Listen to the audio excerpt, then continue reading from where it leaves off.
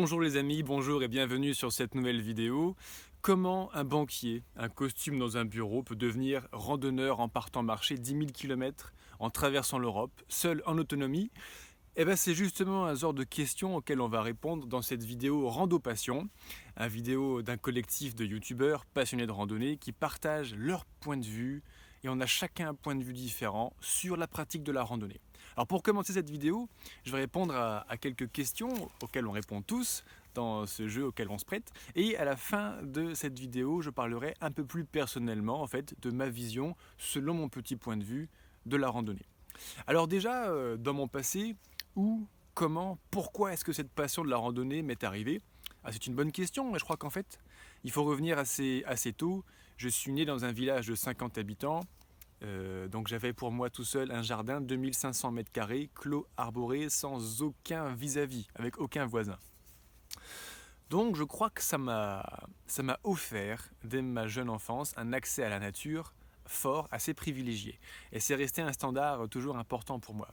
Ce qui fait que quand mes parents ont déménagé en région parisienne, quand j'étais gamin, dès que je pouvais partir dans la forêt, construire des cabanes avec mes copains, dès que j'ai pu me barrer, faire les scouts, c'est exactement ce que j'ai fait. Donc j'ai toujours eu, quelque part en moi, au fond de mon cœur, en fait, cet appel de la nature. Peut-être pas particulièrement la randonnée, mais la nature. Être dehors, dans la forêt, sous un arbre, comme ce bel arbre fort sous lequel je suis en train de tourner cette vidéo pour partager ce petit moment avec toi, ce petit blabla sur la randonnée.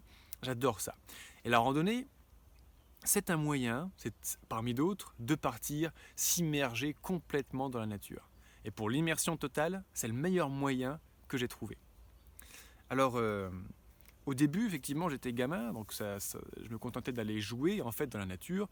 Et puis est venu, on va dire, les aléas de la vie, métro, boulot, dodo. J'ai été moi aussi un jeune cadre dynamique, ambitieux, etc., avec un plan de carrière, mais avec un exercice d'activité très fatigant, très prenant en fait. Donc j'avais besoin de beaucoup me défouler en extérieur. Alors, quand j'étais dans ce pressoir, on va dire, j'étais pressé, donc j'étais trailer, je partais courir 3 fois par semaine, sinon je déprimais. Et quand j'ai commencé à prendre du temps pour moi, j'ai recommencé vraiment à randonner, à marcher et aller au rythme de mes pas, qui est le rythme physiologique de mon corps et de mon bien-être. Alors concrètement, qu'est-ce que, dans le présent, quelles sont les sensations que me procure la randonnée? Justement, c'est le point qu'on commence à aborder, c'est-à-dire que lorsque je pars marcher, pour ceux qui ne me connaissent pas encore, ma spécialité en fait dans la randonnée, aujourd'hui que je suis formateur en randonnée, ma spécialité c'est le long cours, partir marcher longtemps tout seul. Concrètement, je suis parti marcher 6 mois, 5000 km 2 fois dans ma vie pour traverser l'Europe. On en reparle un petit peu après. Et donc ça, c'est vraiment pousser l'expérience au maximum. Je me suis toujours senti appelé par m'immerger dans la nature, partir marcher 6 mois, seul, en autonomie, en traversant des endroits comme la Scandinavie, 3000 km avec les grandes étendues froides et assez seules du Grand Nord. Waouh, ça a été l'immersion totale. Toujours dans la forêt, dans la montagne, vraiment au contact de cette nature, de cette terre. Et les sensations du coup que ça permet de produire, c'est déjà une sensation d'être bien. Aujourd'hui, on va pas se cacher, on est tous, 80% d'entre nous, on vit dans des villes, des grosses plaques de bitume. C'est moche, c'est bruyant, les voitures, les embouteillages, les bars, les mecs bourrés qui gueulent dans la rue, ça pue, le diesel froid, etc. Donc c'est un environnement très sollicitant parce que tous tes sens sont inondés de trucs pourris. Et tu arrives dans la nature, à partir d'un certain moment d'écartement de cette civilisation, bruyante et tellement agitée, tu arrives dans le silence. Les petits oiseaux chantent, t'entends le coulis des petites rivières que tu traverses pieds nus pour te rafraîchir, t'entends le bruissement des feuilles quand le vent se lève, t'entends la pluie tomber sur les feuilles ou la toile de tente.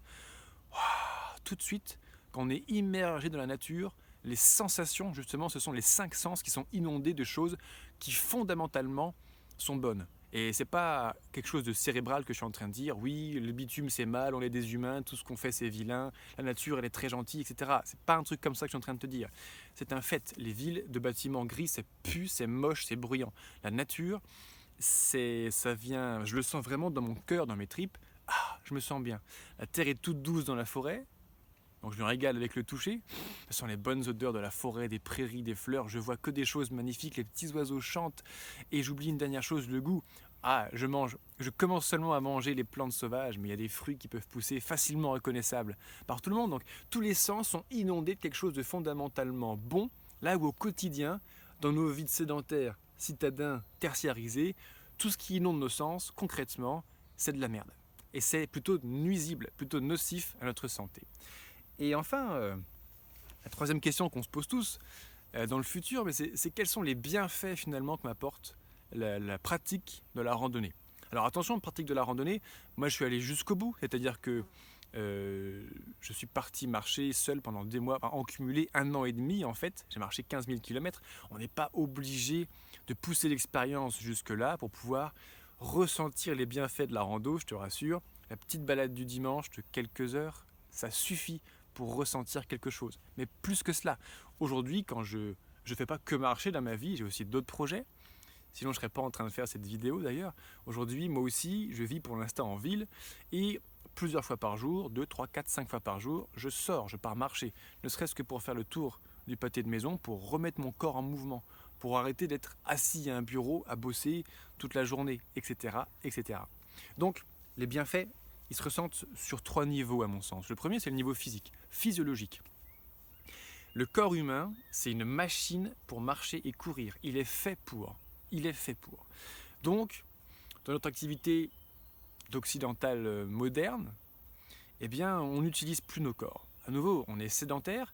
À l'époque où, il y a encore 6000 ans, nos aïeux étaient tous chasseurs-cueilleurs, donc ils suivaient les mammouths, ils suivaient les troupeaux de rennes pour bouffer, ils marchaient 30 km tous les jours. Donc notre corps est fait pour ça, pour se déplacer.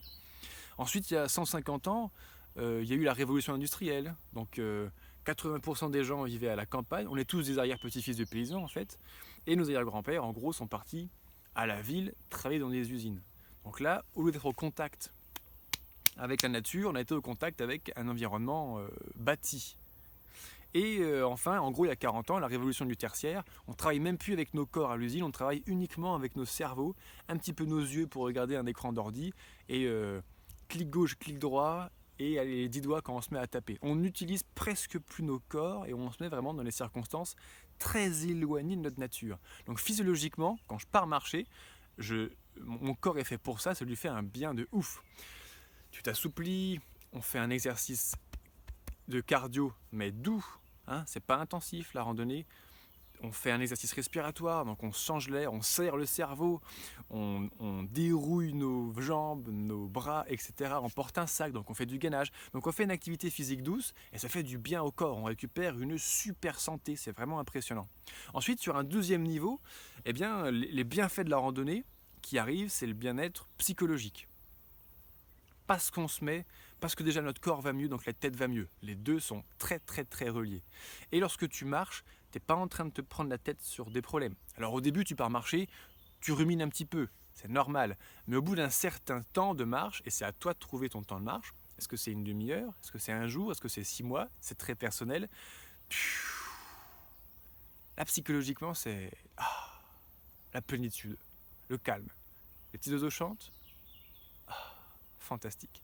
Et tu arrêtes de retourner tes problèmes en permanence parce qu'il n'y a plus de problème. On prend de la distance. Moi, plus je marche de kilomètres, j'ai l'impression que je marche des kilomètres à l'horizontale. Tu vois, quand je pars marcher 5000 km, en gros, je mets 5000 km entre moi et mes problèmes de la vie de tous les jours. Mais j'ai aussi l'impression de prendre de la hauteur, de m'élever à 50 km d'altitude, tu vois, de voir mon corps, un petit bonhomme qui marche tout seul avec des fois ses problèmes, et puis moi je monte, puis je suis là, je suis bien. Les problèmes ne peuvent plus m'atteindre. Les problèmes c'est lourd, les problèmes c'est grave. Ça tombe au sol, tu vois. Moi quand je marche, je m'élève et les problèmes ne peuvent même plus m'atteindre. Et pour continuer, il y a un troisième plan sur lequel je ressens vraiment les bienfaits de la randonnée. Alors chacun mettra le mot qu'il veut dessus, mais j'ai l'impression de me reconnecter à quelque chose d'au-dessus de nous. Largement au-dessus de nous, et notamment qui m'aide concrètement dans l'inspiration. Et l'inspiration que j'ai depuis que j'ai recommencé à marcher, c'est vraiment impressionnant. Et on en reparle dans la suite de cette vidéo avec ce que je fais aujourd'hui de ma vie après justement être parti comme ça. Mais avant de continuer, je tiens sincèrement à remercier Adrien de la chaîne YouTube plein air enthousiaste. Adrien, en fait, qui a créé ce mouvement, qui a créé ce collectif de hashtag Rando Passion, qui a organisé nos réunions, qui nous a proposé ce format de vidéo, etc. Il a dépensé beaucoup d'énergie. C'est un assez bon chef de projet, je trouve. Je ne sais pas ce que tu fais précisément dans la vie, Adrien, mais la façon dont tu as mené ce projet est vraiment superbe. Donc, merci à toi pour pouvoir nous permettre, sur ce format un peu original, de partager notre passion entre passionnés de la randonnée. Et maintenant, dans cette deuxième partie de la vidéo, je vais parler plus de mon petit point de vue avec cette spécificité que j'ai eue. En fait, ma vie, donc, je suis né, comme je te l'ai dit, dans un petit village. Les aléas de la vie ont fait que je suis devenu banquier, conseiller en gestion de patrimoine, donc costume, cravate, dans un bureau, à vendre des contrats d'assurance vie à des clients fortunés, etc. etc. Et en fait, j'ai fait ça pendant 7 ans. J'étais très pris dedans. Et il y a un moment, il n'y avait plus de sens dans ma vie. Je n'étais pas à ma place. Professionnellement, ma vie n'avait plus de sens. Ma vie personnelle également n'avait plus de sens. Donc je suis arrivé à un moment de rupture, une fin de cycle totale. Et ça a été une opportunité fantastique pour moi pour pouvoir couper court à tout ça. En gros, j'ai démissionné, j'ai quitté ma femme, j'ai vendu ma baraque que j'ai fait moi-même en faisant moi-même les travaux à l'intérieur qui m'avaient bouffé tout mon temps, mon pognon, etc. J'ai coupé avec tout ça. Et là, au début, j'ai pris un congé sabbatique, j'ai pas tout de suite démissionné et je suis parti marcher une première fois 5000 bornes. Et en fait, ce qui est marrant, c'est que le petit garçon que j'étais, le petit garçon qui est né à la campagne, qui jouait à 4 pattes dans le jardin de ses parents, ce petit garçon avait un rêve. Le petit garçon est devenu homme et ce rêve est devenu réalité. Ce rêve, moi, je suis né en Europe, je voulais traverser les continents. Donc, tout naturellement, je suis parti traverser mon continent, de Gibraltar, au sud de l'Espagne, en traversant tout le Portugal, l'Espagne, la France, et en remontant jusqu'à Cap-Nord, le point le plus au nord de l'Europe, au nord de la Norvège, là-haut. Au-dessus, c'est le pôle Nord, il n'y a plus rien. Donc, j'ai dû traverser toute l'Europe, en faisant des petits détours pour me faire plaisir. Ça a fait 10 000 km, un an de marche seule et en autonomie. Et ça, c'est aussi un peu une particularité, j'aime randonner seul. Parce que lorsque tu es seul, tu n'as plus toutes les influences extérieures qui viennent en toi. Par conséquent, tu te retrouves seul face à toi-même. Et au lieu de ressentir l'énergie que les autres t'envoient, leurs opinions, leur façon de penser, leur pression sociale, familiale, etc., professionnelle, personnelle, au lieu de subir la pression de tous les autres, il n'y a plus que ta pression à toi, au début que tu te mets, je ne te le cache pas, et puis quand tu te rends compte qu'il n'y a plus besoin de se mettre de pression, tu es juste à l'écoute de ce que tu es et de quelque chose qui va bien au-delà de nous et qu'on voit vraiment au travers la nature dans laquelle tu peux t'immerger en marchant tout seul, sans contrainte. Alors concrètement, ça fait 3 ans que j'ai démissionné maintenant et j'ai toujours été un peu aventurier, entrepreneur, parce qu'aujourd'hui je suis formateur en randonnée. Concrètement, j'aide les randonneurs, les trekkers, les pèlerins sous la forme de formation vidéo. Et je les aide à bien se préparer avant de partir. Sur les sentiers, j'ai rencontré des milliers de gens en fait, qui vivaient à peu près la même chose que moi, mais j'ai vu des milliers de gens aussi se blesser. Les sacs trop lourds, manque d'entraînement, pas de préparation, les erreurs classiques de débutants, on va dire. Et j'ai vu tellement de milliers de randonneurs se blesser, se dégoûter, voire pire en fait. Il y en a qui ne reviennent pas sur les sentiers, que je me suis dit mais c'est pas possible. Et avec l'expérience que j'ai, au bout de 15 000 km de trek en solo, en autonomie, j'ai accumulé une petite expérience quand même de ce qu'est la randonnée. Aujourd'hui, je partage cette expérience avec les randonneurs pour les aider à bien se préparer et que eux aussi vivent mais la joie profonde et la plénitude en fait que ça représente la rando. Un dernier petit point auquel je pensais tout à l'heure sur les bienfaits en fait. Tu sais, on va pas se mentir, on a tous nos petites addictions. Toi, moi, lui, elle, tout le monde. Que ce soit la clope, l'alcool, la drogue, Netflix, les réseaux sociaux, la télé, le sexe, le porno, les jeux, qu'importe quelle que soit ton addiction. On a souvent beaucoup d'addictions. Et bien en fait, dans notre vie, si on n'y prend pas garde, notre vie n'a plus de sens. Du moins, le sens est très personnel. Le sens de ma vie, il te plairait peut-être pas. Le sens de ta vie ne me plairait peut-être pas, etc. À chacun son sens. Et à force de vouloir vivre le sens des autres, parce que c'est quand même classe d'avoir une grosse baraque, une grosse voiture, une grosse montre, un gros salaire, on en oublie le sens que notre cœur nous dicte. Et quand ton cœur ne trouve plus de sens, il y a un grand vide. Et quand tu as un grand vide, tu le remplis. Et tu le remplis avec toute la merde qui te passe sous la main. C'est ce qu'on appelle les addictions en fait. Et du coup, que ce soit de la clope ou de l'alcool ou du Netflix ou je sais pas quoi, on essaie de nous remplir de quelque chose parce qu'on manque de quelque chose. Quand tu pars marcher, tu te remplis de quelque chose fondamentalement bon qui t'entoure, la nature, les petits oiseaux, l'inspiration de ce que tu veux vraiment faire de ta vie, et du coup, tu n'as plus besoin de te remplir avec la merde qui t'entoure. Donc fini les addictions. C'était encore un petit bienfait entre le psychologique et au-delà du psychologique, je dirais, à mettre à l'actif de la randonnée. Je te remercie d'avoir partagé ce moment avec moi pour avoir d'autres petites vidéos de témoignages comme ça de passionnés de randonnée. Et à nouveau, on a tous notre point de vue, on a tous quelque chose qui nous a amené à la randonnée, c'est très personnel.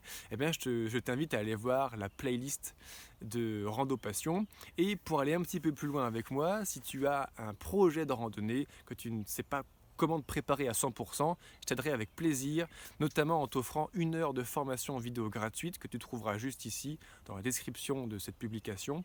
Et ensemble, eh bien, on verra comment bien choisir ses chaussures, bien choisir son matos, bien faire une bonne préparation physique pour que ton corps soit prêt avant de partir, et les petites astuces de randonneurs expérimentés pour arrêter d'avoir des ampoules, arrêter d'avoir mal au dos, arrêter de galérer et ne faire que prendre son pied parti sur les randonnées. Je te remercie, je te souhaite de magnifiques randonnées, de prendre ton pied et à très bientôt sur une nouvelle vidéo. Ciao.